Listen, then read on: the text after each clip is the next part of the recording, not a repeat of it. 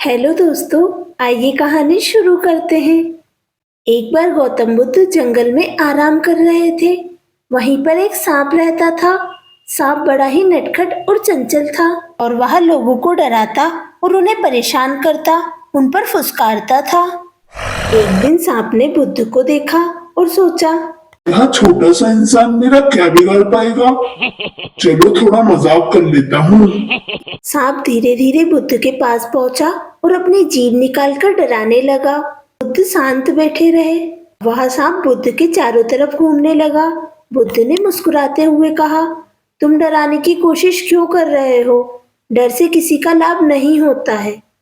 सांप हैरान हुआ और उसने पूछा, मैं हमेशा डराता रहा हूँ, अब मुझे क्या करना चाहिए? बुद्ध ने कहा, तुम अपनी ताकत का उपयोग डराने के अलावा दूसरे कामों में कर सकते हो, जैसे कि गांव वालों की सुरक्षा करना।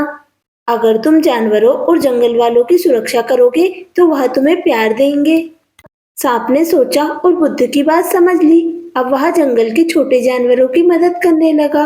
अगर कोई फंस जाए तो उसे छुड़ाता। धीरे धीरे बुद्ध और सांप अच्छे दोस्त बन गए।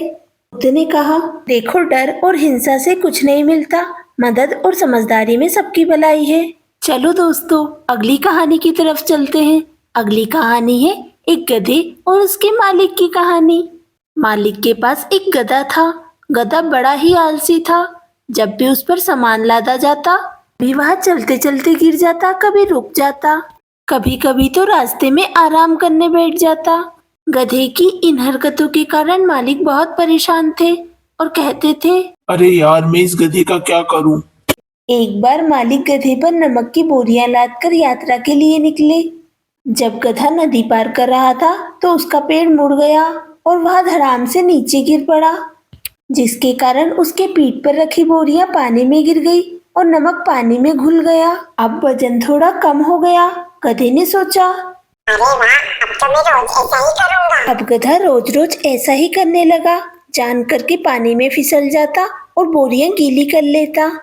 गधे की इन हरकतों से परेशान होकर मालिक को एक चालाकी सूझी। अब मजा आएगा गधे बेटा। अब मालिक ने गधे की पीठ पर नमक की जगह कपास की बोरियां बांध दी। जैसे ही गधा पानी में फिसला, कपास गीली हो गई और बोरी बहुत भारी हो गई।